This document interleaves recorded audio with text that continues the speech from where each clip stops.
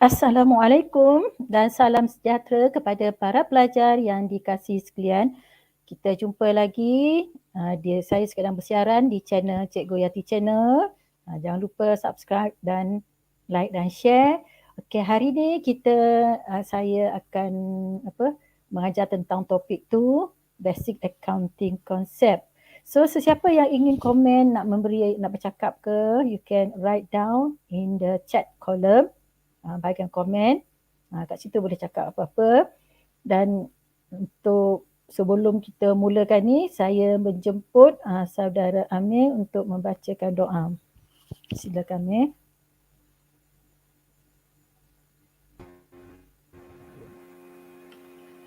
A'udzubillahi minasyaitonirrajim. Bismillahirrahmanirrahim. Alhamdulillahirabbil alamin wassalatu wassalamu ala asyrafil anbiya'i wal mursalin wa ala alihi washabbihi ajmain. Allahumma inna nas'aluka ilman nafi'an wa rizqan thayyiban mutaqabbalan. Allahumma illa ma ja'altahu sahlan wa anta taj'alu hasana idza shi'ta sahlan. Allahumma fil lana dhunubana wa liwalidina wa hamma kama rabbayana shaghira. Rabbana atina fid dunya hasanah wa fil akhirati hasanah wa qina adzaban nar.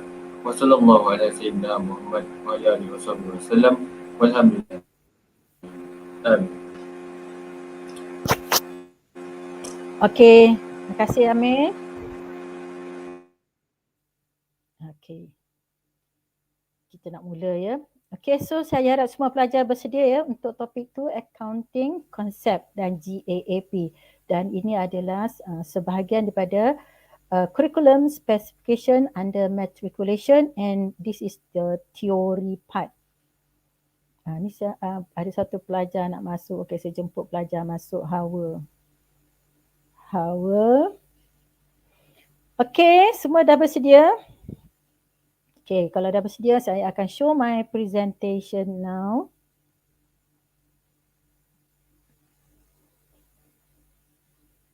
Okey, inilah situasi kita. Ada tiga orang pelajar ni ya. Ni pelajar-pelajar ni adalah daripada kuliah A2. Sesi 2021-2022. Ya, mereka ni ada kelas online saja ya. Okey, now kita nak start ya. Okey. So you can see topik tu, Basic Accounting Concept. Okey, kita tengok apa maksudnya Basic Accounting Concept adalah konsep perakaunan, asas konsep perakaunan. Itulah maksudnya. Okey. The learning objectives learning objective dia punya ni lah ya, dia punya curriculum specification under this topic adalah the first one GAAP, number 2 the accounting concept, number 3 accounting equation and double entry system. So under kuliah saya hanya fokus under GAAP dan accounting concept, because accounting equation and double entry system you have learned in the tutorial class. Okay, what is the meaning of GAAP? So maksudnya generally accepted accounting principle, ataupun dalam bahasa Melayu adalah prinsip perakaunan diterima umum. Maksudnya sama ya. So GAAP are a collection of commonly followed accounting rules and standard for financial reporting. Maksudnya kita kena guna set of rules, peraturan dan piawaian apabila kita menyediakan laporan keuangan. Okey, ingat ya, keuangan, financial. Financial tu maknanya dalam bentuk RM ya. In other words, GAAP are commonly followed and accepted set of rules, procedures and guidelines for reporting financial statement. So kita kena tahu dia adalah accepted set of rule, diterima. Satu peraturan, set peraturan yang diterima dan diikuti oleh siapa yang mengikut? Accountant. Procedure, ada peraturan-peraturan. Guideline, guideline tu apa maksudnya? Panduan for reporting financial statement. So ingat ya, reporting financial statement. Financial statement bahagian keuangan, bukan bahagian management ya.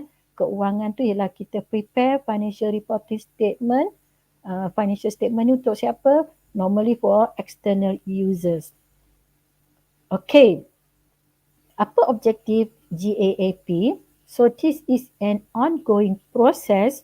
Accounting principles change to reflect changes in the business environment.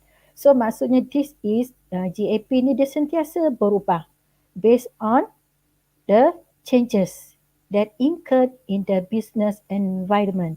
Kalau ada apa-apa perubahan dalam business environment, the GAP pun berubah. The different opinion between the accountants can be solved by referring the recognized set of standard that is called GAAP. So as we know, GAAP ni panduan, the guideline and also the set of rules. All the accountant will follow GAAP. Dah ditetapkan. So for example, kalau if you want to prepare financial statement, example ni statement of income. So we must start with sales, less cost of goods sold, less expenses dan kita dapat net profit. So that statement must be followed by all accountant. Kenapa? Because that one is accounting standard. Perakaunan, piawaian perakaunan. Piawaian tu apa maksud? Piawaian tu ialah maknanya setara, sama je kita guna. So it covers convention, concept, regulation, procedure and the guideline standard. Okay, tu dia lah samalah guideline, panduan, peraturan, prosedur tu mana susun atur dia. Semuanya mesti follow GAAP. Okay. The report must be recorded in the financial statement. Nampak tu financial statement tu maknanya yang kita belajar 4 types of financial statement ya. And it must be completed and easy to understand in order to make a comparison.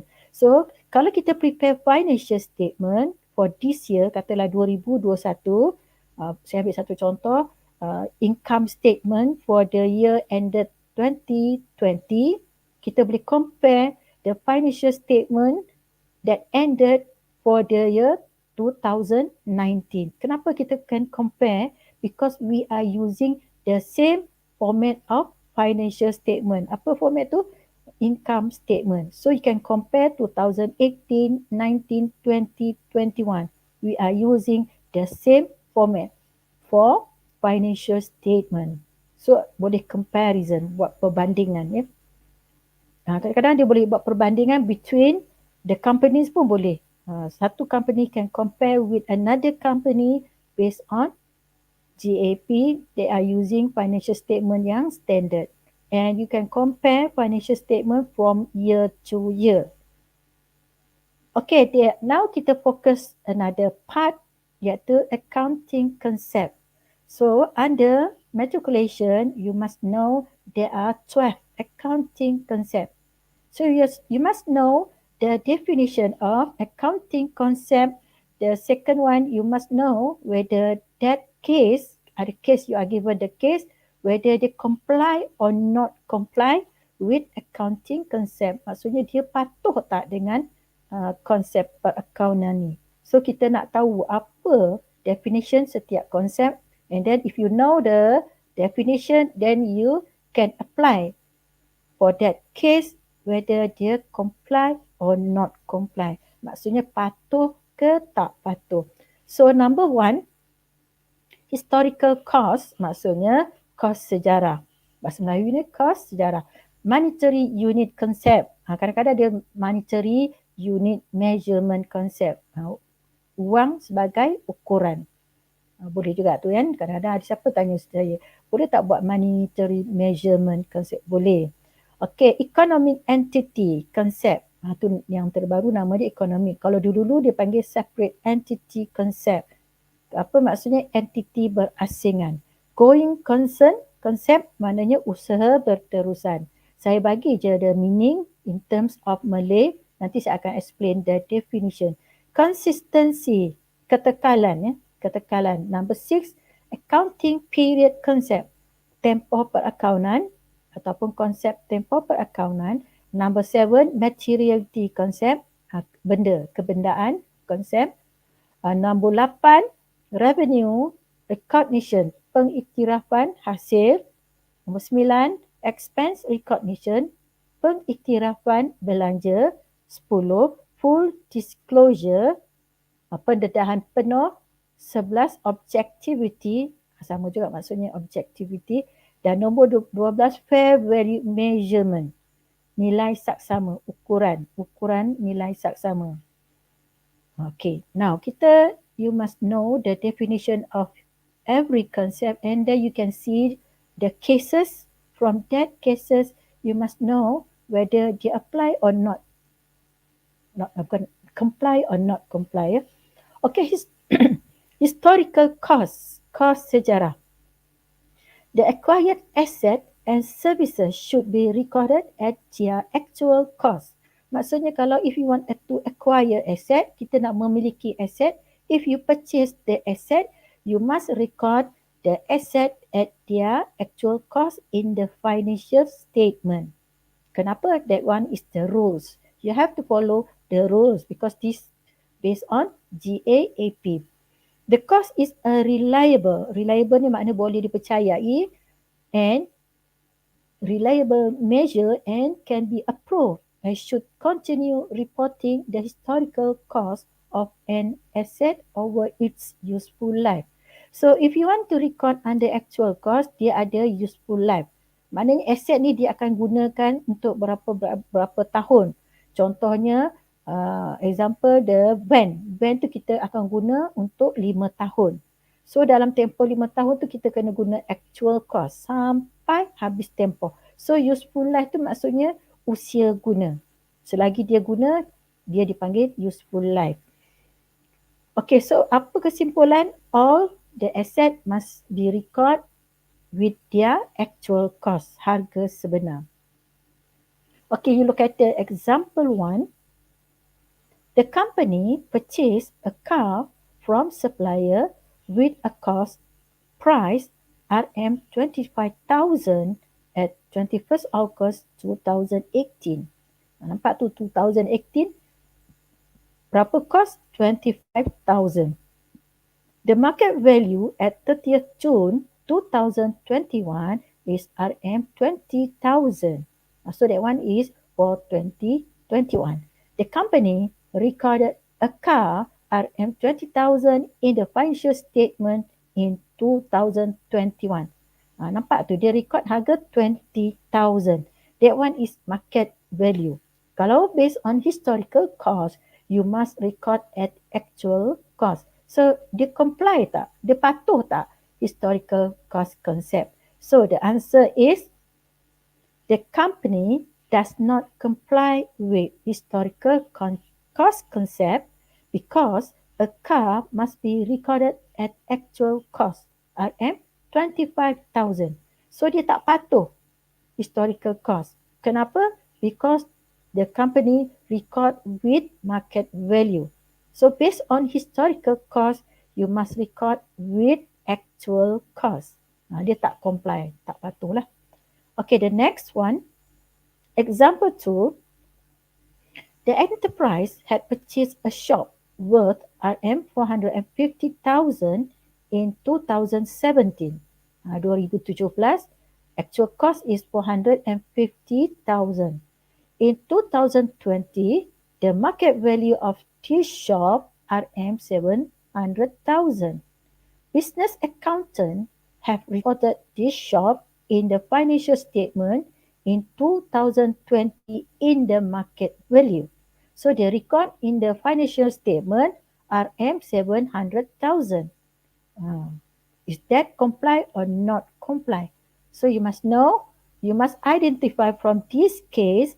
Firstly, you must identify the problem. The second one, you must choose the correct concept. After that, you must record either comply or not comply. After that, you give a comment. So the enterprise does not comply with historical cost concept because a shop must be recorded at actual cost RM450,000. So dia tak comply. Kenapa? Because dia record 700,000 with market value.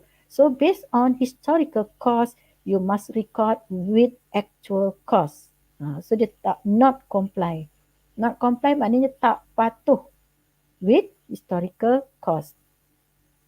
Okay, the next one, monetary unit concept. Wang sebagai ukuran ataupun monetary measurement ataupun monetary unit measurement concept. So the accounting records only transaction data that can be expressed in monetary terms. So semua transaction, if you look at the question, most of them ada number. Number tu kita panggil common denominator. So money is the common denominator in the business. Dia memang melibatkan number lah kan. All transaction and events tu maknanya activity, economic activities must be expressed in monetary units in the financial statement for business communication. So apa-apa saja transaction we must record in RM. If our nation, our business trade tu ialah RM lah kan. So monetary unit concept are ringgit in Malaysia, that one is the example lah, kita punya ukuran money changes tu, and pound sterling in the UK. So every transaction that you have done, you must record under monetary term. Okay, look at the example. A business purchased equipment RM 2,500 for the year 2020 and recorded in monetary terms RM 2,500 in the financial statement. Betul lah. That price is 2,500. And then kita record in the financial statement. Financial statement tu kat mana equipment? Normally all the asset we must record in the financial position. Financial position tu apa? Penyata kedudukan keuangan. So, apakah konsep yang sesuai? Monetary unit concept. Is that comply or not comply? Yes. A business comply with monetary units concept because the purchase of equipment had been recorded in the monetary units. Betul lah. Dia patuh peraturan konsep monetary unit ataupun wang sebagai ukuran. Okay, the next one, example 2, Maria Enterprise paid rent. Dia bayar rent expenses, rent ialah sewa, with cash and recorded in monetary terms RM 2,500 in the financial statement. So you just identify they relate with monetary unit concept. So is this company or is this enterprise comply or not comply? So what is your reason? So the answer is a business comply with monetary units concept because payment of rent expenses had been recorded in the monetary unit. Senang saja kan? Dia memang record dalam bentuk RM. So dia memang patuh kepada monetary unit concept. Okay, the next one. Okay, another concept, economic entity concept. Bahasa Melayunya separate entity berasingan ataupun entity ekonomi. The activities of the entity ialah business, must be kept separately and distinct from the activities of the owner and of all other economic entities such as the owners of the entity, supplier and customer. So, apa-apa aktiviti the owner mesti asingkan daripada business. Kita tak boleh gabung. Kenapa? Because we have to follow the accounting standard. Dia dah tetapkan the owner and the entity atau the business or the financial report must be kept separately. So the entity tu maknanya the business lah, needs to be evaluated separately and the transaction of different entities should not be accounted for together. Mana you cannot combine the activities of the owner with the activities of the company ataupun the entity or the business or the enterprise. Banyak nama ya. Sometimes saya sebut the enterprise, the entity, the business, the company, sama. Dia adalah konsep yang sama, stand for entity. Okay, look at this one. The first example, the owner of the business purchased a car for his wife's use. This one for his wife's use by using money from the business operation. He had recorded the purchase as a business asset. Besides that, all the expenses such as fuel oil was recorded as business expenses. Nampak tak? Dia dah record semua aktiviti isterinya dalam business asset. Boleh ke? No. You cannot record all the activities of the owner in the activities of the business. We must follow the accounting standard. So, the company does not comply with the economic entity concept because the purchase should be recorded as drawing because the transaction was the personal transaction. So, the purchase cannot be recorded under business asset.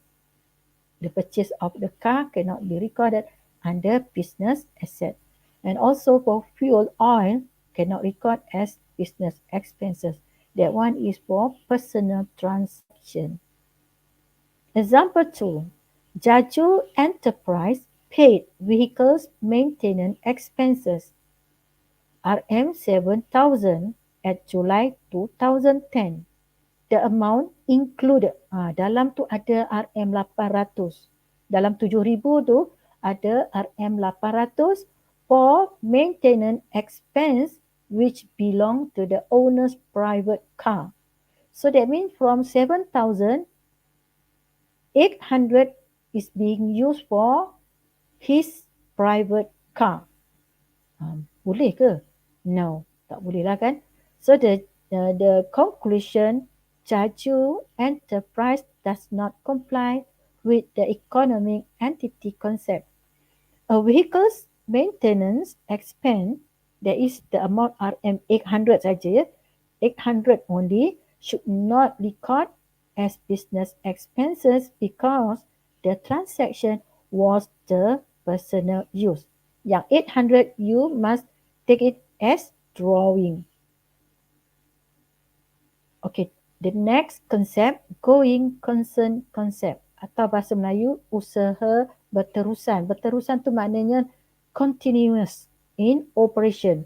So, the enterprise will continue in operation long enough to carry out its existing objective. It means that the entity will remain in operation for the foreseeable future. So that means dia tak ada tarikh to stop the business. They continue operate the business with an indefinite period of time. Maknanya dia berterusan. Dia tidak akan stop untuk 5 tahun, 10 tahun, tak ada. They continue. So most firm resources such as supplies, land, buildings and equipment are acquired to use rather than to sell.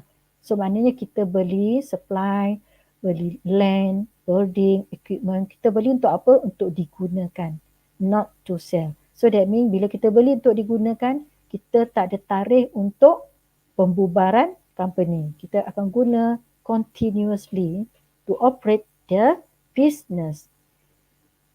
Okay, look at the first example. The company purchased a car with a cost of RM20,000 with the estimated useful life for 10 years. So apabila kita purchase an asset, dia ada useful life, dia ada usia guna. Kenapa ada usia guna? Maknanya dia boleh guna sampai 10 tahun. Lepas 10 tahun tu dia akan jadi bersih buruk. So dia ada useful life. So the market value for that car is RM25,000. The company depreciate the car for 5 years only because the company will stop its operation for 5 years. Dia dah target, dia akan stop the operation of the business. So that means they comply with going concern concept. Is that They comply? No. The company does not comply with going concern concept. What is the reason? The reason is the vehicle should be recorded as the value of 20,000 and you must depreciate that vehicle for 10 years, not 5 years, because the trade must be assumed to operate for the period that cannot be expected ataupun indefinite period berterusan. So you cannot record the depreciation for 5 years. You must record for 10 years based on useful life for the asset. The next example, going concern concept. Sally Enterprise claimed that the accounting information provided is based on the assumption that the business will continue to operate in the future with no intention of dissolving it. Dissolve tu apa? Bubar. Maknanya dia akan continue operate the business dan tak ada niat untuk dibubarkan. Betul lah tu kan. Dia dia nak teruskan operate the business tapi tak ada pembubaran, tak ada niat untuk bubarkan. So, the conclusion, Sally Enterprise complied with going concern concept. It assumed that the business will continue to operate in the future. Betul. That is the correct step. You must operate the business continuously. Okay, the next concept, bahasa Melayu ketekalan. Ketekalan tu maknanya kita guna method yang sama every year. It means that a company use the same accounting principle and method from year to year. There is a certain year, kita dah guna lama, kita boleh tukar. Tapi kita tak boleh tukar dalam masa terdekat lah. So when financial information has been reported on a consistent basis, the financial statement permit meaningful analysis of the, okay, ni maksudnya macam ni je lah kan. Apa-apa yang kita apply with the method, we must use the same method from year to year. Okay, this is the first example. The company used straight line method in depreciating the fixed asset of the company for the year ended 2019. Dia nak mengira belanja susut nilai untuk aset menggunakan kaedah garis lurus. Okey, kalau pelajar-pelajar daripada form 4, form 5 yang ada basic, dia orang dah belajar ya. Belanja susut nilai ni ada dua kaedah. Satu kaedah garis lurus and another kaedah is declining balance method. Kaedah baki berkurangan. So the company decides to change to declining balance method in depreciating the fixed asset for the year 2020. Nampak tu dia dah berubah kan? 2019 kita guna straight line method. But 2020 guna declining balance method in depreciating the fixed asset. So kita tahu tak dia comply ke not comply. So the answer, the company does not comply with consistency concept because the method should be used from year to year. And any changes should be disclosed in the notes to the financial statement. Okay, now kita tengok another example, consistency. Rose Enterprise think that stock inventory lah kita nak kira stok. Ada dua method, LIFO and FIFO. Kita akan belajar this bulan topik 8. So dia kata they want to change to daripada LIFO to FIFO method at any time. Boleh ke? No. You cannot change the method at any time. We must use the method from year to year. So the answer or the conclusion, Rose Enterprise does not comply with consistency concept because this company or this enterprise must use the method from year to year. Itu jawapan dia. Okay, now accounting period concept. Accounting period ni ialah tempoh perakaunan. Setiap company mesti ada tempoh perakaunan because we have to close the financial statement. So time period covered by financial statement is known as accounting period. So kita prepare financial statement, we have the period dia. Time period assumption means that business activities can be divided into a specific period. Sometimes 1 bulan, quarter, half year or 1 year. Kenapa? Because we want to prepare financial statement at the end of the period. Kenapa kita nak prepare financial statement at the end of the period? Because we want to calculate profit or loss of the business. And then when you have the accounting period or when you apply accounting period concept, we also can compare the business performance every year. Okay, let's look at the example 1. The company has established at 1st January 2019. And then the company closed the business account every 12 months ataupun every year. Setiap 31st December dia tutup. So the conclusion, the company complies with accounting period concept where the financial statement will be held every 12 months. So dia akan tutup every year. Betul lah tu. That is the accounting standard. You must apply with accounting period concept. Okay, the next example. Rasta Enterprise owns a business in Seri Kembangan since 1st August 2015. On 30th September 2016, which is after 1 year. Nampak tu? After 1 year of operating the business, then Rasta Enterprise prepared its account for their business. Maknanya dia bukan prepare 1 year, dia bukan prepare half year, tapi dia prepare after 1 year. So dia follow tak? Dia comply tak with accounting period concept? So jawapannya, Rasta Enterprise does not comply with accounting period concept where the financial statement will be held every 12 months. So every year we have to close our account. Okay, materiality concept. Okay, materiality ni relates to an item impacts. Impact tu maksudnya dia memberi kesan on a firm's overall financial statement and operation. Maksudnya kalau kita beli sesuatu aset tu, dia beri kesan tak kepada financial statement.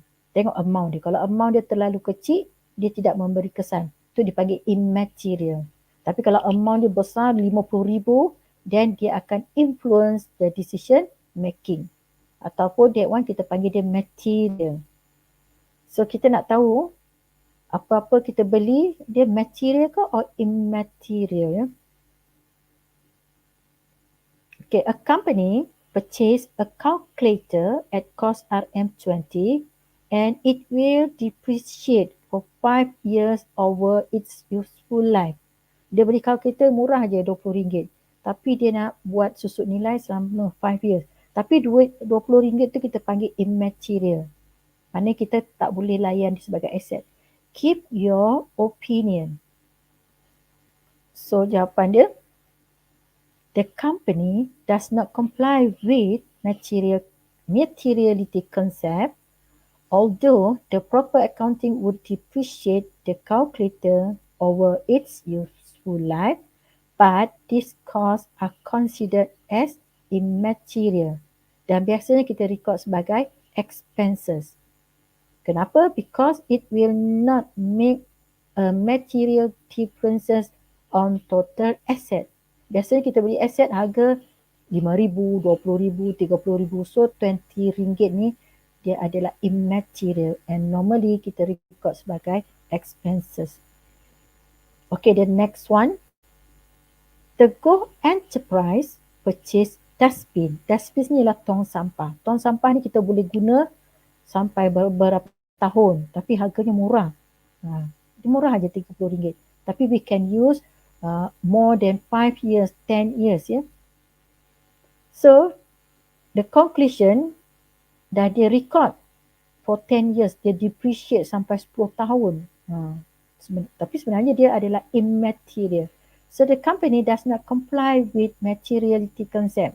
Materiality concept ialah kita choose the cost that influence the financial statement. So these costs are considered as immaterial and normally kita record as expenses. Okay. Sebab dia tak give any different ataupun dia tak influence the financial statement punya amount. Okay, revenue recognition. Okay, yang ni penting ya. Ini kena faham. Revenue ni pengiktirafan hasil. Apabila kita serahkan perkhidmatan ataupun bila kita serahkan barang, kita can recognize revenue. Kita boleh iktiraf hasil. Nampak tu dia kata apa? Revenue is recognized in the period they are earned and not when received. Maksudnya kita serah je perkhidmatan atau we have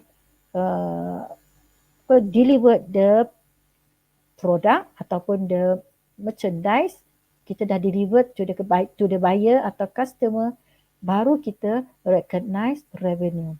Apa kriteria for revenue ni kita nak recognize? There is a change of ownership. Maknanya kita dah serah. From the business to the customer, we have performed the service. So that means we have changed the ownership.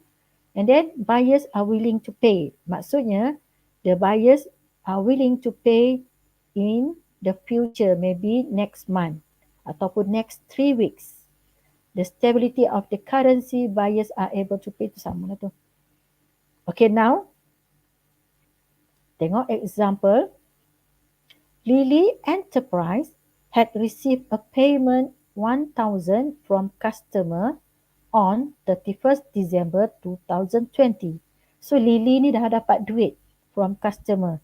But merchandise will be sent to customer on 15th January.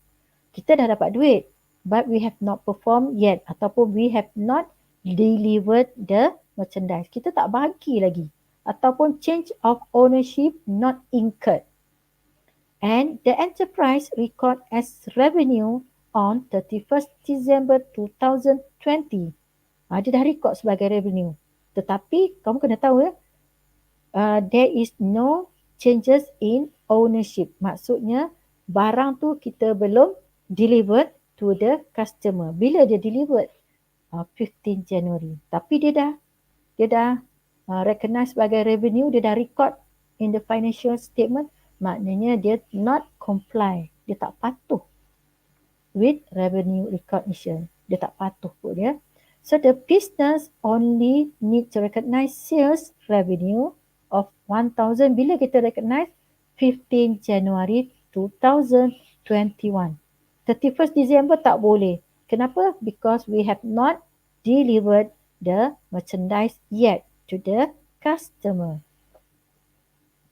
Okay, example 2. Ah Chong Enterprise sold goods and it worth RM7,000 to Orchid Sendirian Berhad in July 2019.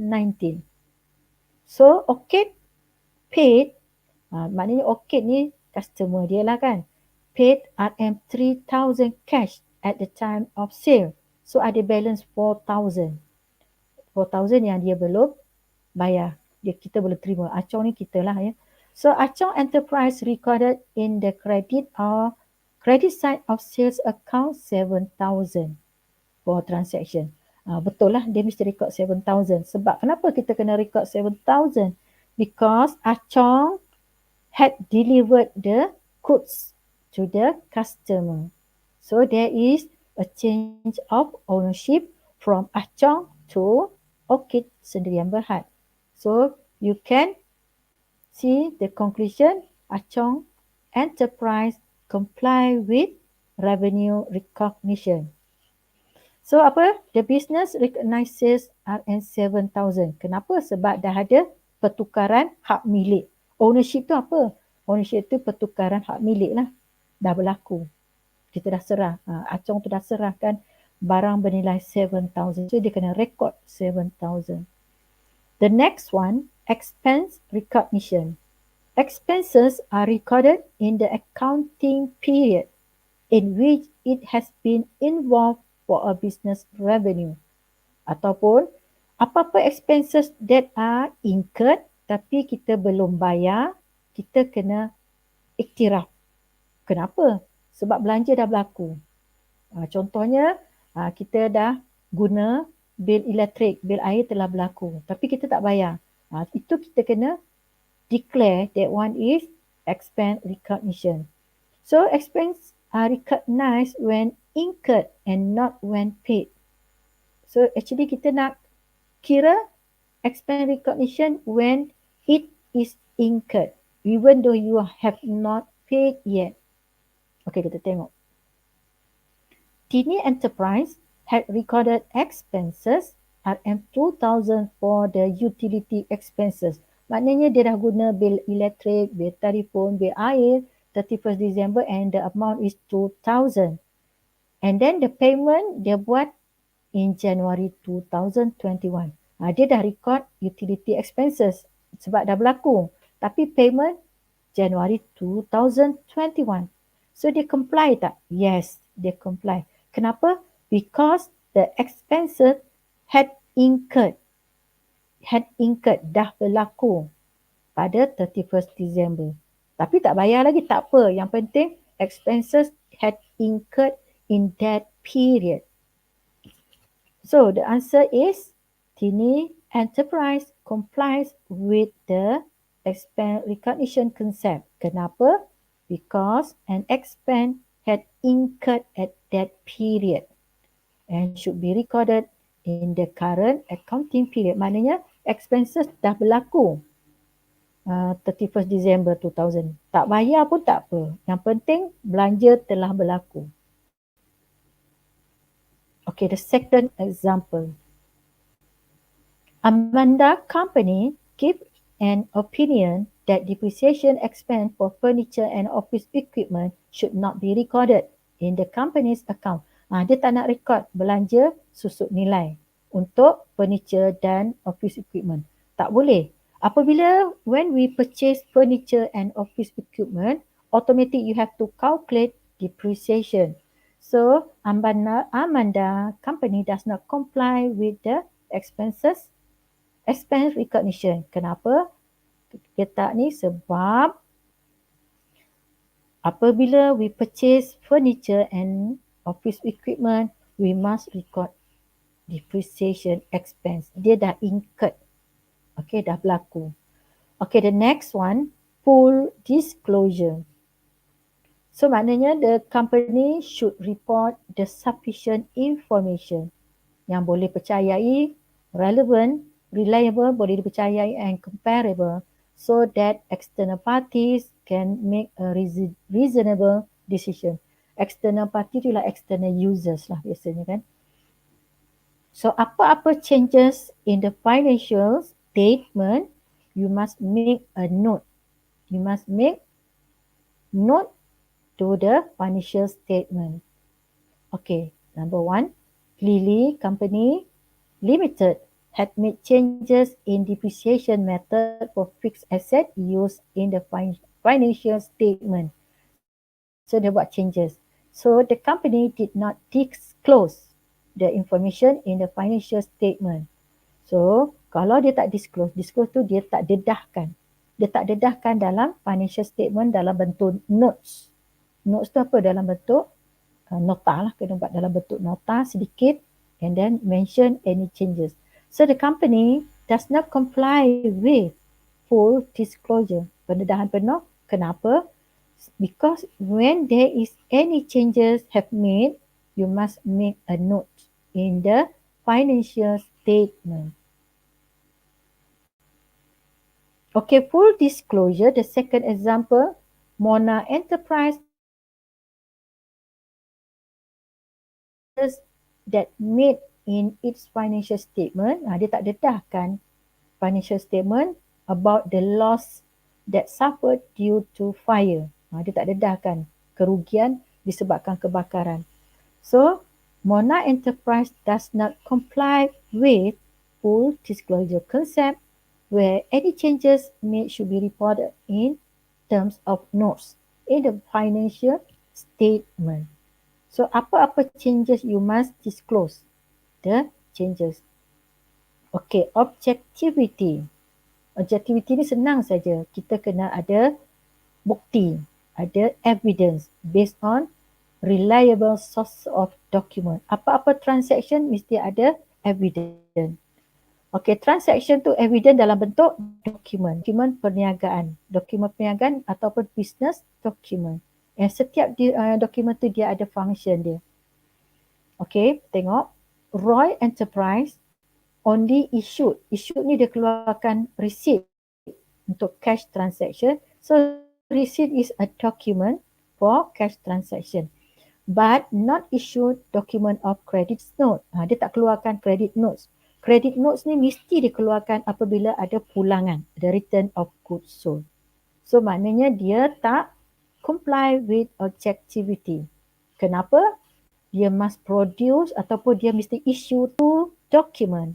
Satu for receipt and another one you must issue credit notes. Credit notes is the document. So this company tak comply ya. Tak comply tu mana tak patuh. Remy Enterprise issued invoice. Dia keluarkan invoice when sold merchandise on credit with the amount RM2,300 to a customer. Betul lah tu. Ada je transaction jual barang secara kredit, kita kena guna invoice. So Remy Enterprise comply with objectivity concept because invoice is type of source document. Okay, the last one, this is the last fair value measurement concept ataupun nilai saksama, pengukuran nilai saksama. Okay, maksudnya apa? MFRS ataupun Malaysian Financial Reporting Standard defines as the price that would be received to sell an asset or paid to transfer a liability in orderly transaction between market participants at the measurement date. The ideal determination of fair value is based on price offered in an active market. Maksudnya, kalau kita nak jual an asset, kita kena pakai price yang di offer dekat market price, market value lah. Contohnya kalau kita beli kereta 50,000 tahun 2010. Bila kita jual tahun 2021 harga 5,000. Kalau based on fair value measurement, kita kena guna the price that offered, price yang ditawarkan tu ialah dekat market price ialah yang sikit tu. Kita kena ambil price yang ditawarkan bila kita jual. Kita jual ya, atau paid to transfer a liability, nak bayar liability pun sama, kita ambil the amount yang di offer waktu that period at the measurement date at that period. Okay, kita tengok. David Enterprise had purchased a land worth RM450,000 in 2017. In 2020, the market value of this land RM700,000.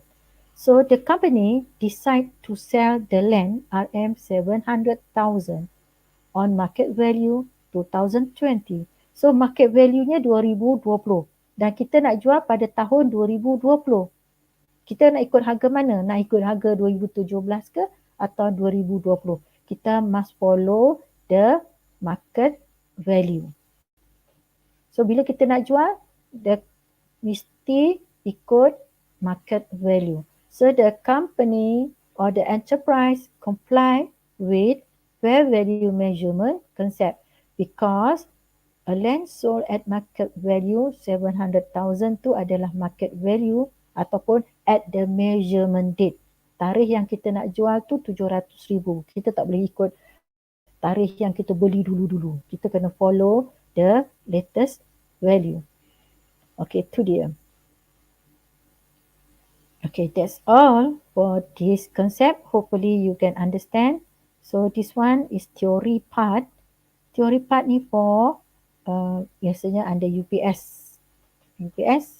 And you must know the definition and for each concept, and you must know whether that company comply or not comply with that situation lah. Kita baca case, daripada case tu kita kena fikir what concept that you should apply, and kita tahu tak whether dia comply ke not comply, and you must give the reason lah kalau kita nak tahu dia punya tu. Okay, that's all kan, habis. Oh, mana tu ada pelajar seorang tadi? Tak ada kan? Dah tak ada. Munira tak ada tadi, pelajar tadi. Okay, kita tengok komen from the student. Kita tengok. Pertama, Takif. Apa dia cakap Takif? Waalaikumsalam dan selamat malam, madam. Okay, waalaikumsalam. Selamat malam, cikgu Din. Ya, selamat malam. Ni Najwa Farhanah sedia. Okey, bagus, dah bersedia. Sekarang dah habis dah kan? Jangan ada yang tidur nak ya. Okey, seterusnya Takir ready, madam. Alright, bagus. Year to year tu maksudnya dia mesti cukup 1 tahun ke cikgu? Year to year tu mana dari tahun ke tahun. From year to year tu maknanya tahun 2000, katalah dia tutup account Disember 2018. So 2018 tu kita guna method yang sama. Disember 2019 kita kena guna yang sama dan sama. Selalunya tengok dia punya accounting period. Kalau accounting periodnya untuk setengah tahun, tu pun dia panggil half year to half year lah. Tapi kalau dia setahun memang year to year tu maknanya memang cukup 1 year. Biasanya 31st December tu kita bandingkan 2018, 2019 every December. Okay. Faham kot ya? Okay, mana pula tadi? Sampai mana tu? Ni untuk Amir. Apa dia kata Amir? Handsome Amir. Ya, handsome Amir. Okay. Nanti Din tak ya naik studio. Lepas tu bila Din naik studio, Amir pula puji Din. Okay, Din sabar Din. Nanti awak, Din pun nak masuk one day ya. Nanti kita masuk ya Din. Okay. Apa Din ni? Din. Okay, kita pergi mana? Kita tengok. Faham. Okay. Bagus.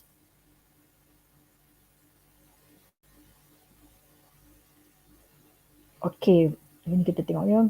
Barang aset yang murah dikelaskan dalam expenses ke cikgu. Jadi kalau buku, selalunya memang expenses lah. Ya, stationery, buku jadi stationery expenses. Jadi benda tu dia tak boleh jadikan sebagai asset, fixed asset. Walaupun dia guna. Fixed asset ialah aset yang digunakan lebih daripada 1 tahun. Apabila digunakan lebih 1 tahun, dia fixed asset. Tapi kalau value tu terlalu kecil, kita tak panggil dia fixed asset. Biasanya kita treat dia sebagai expenses.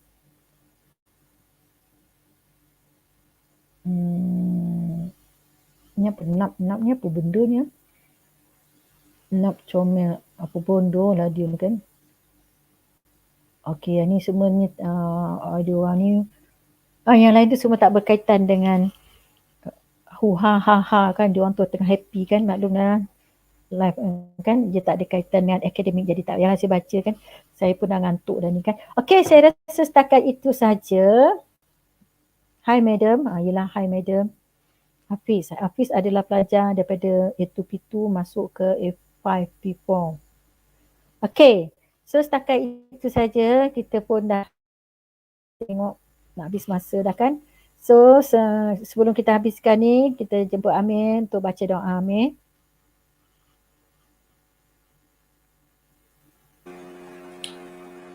A'udzubillahi minasyaitonirrajim. Bismillahirrahmanirrahim. Subhanakallahumma wa bihamdika asyhadu an la ilaha illa anta astaghfiruka wa atubu ilaik. A'udzubillahi minasyaitonirrajim. Wal 'asri innal insana lafi khusr illa alladziina amanu wa 'amilus shalihat wa tawassaw bil haqq wa tawassaw bis sabr. Amin. Okey. Dah habis ya. Jadi kita jumpa lagi pada hari yang lain bila saya set nanti bila-bila ya. So setakat ini saja untuk tajuk hari ini. So bye semua. Assalamualaikum.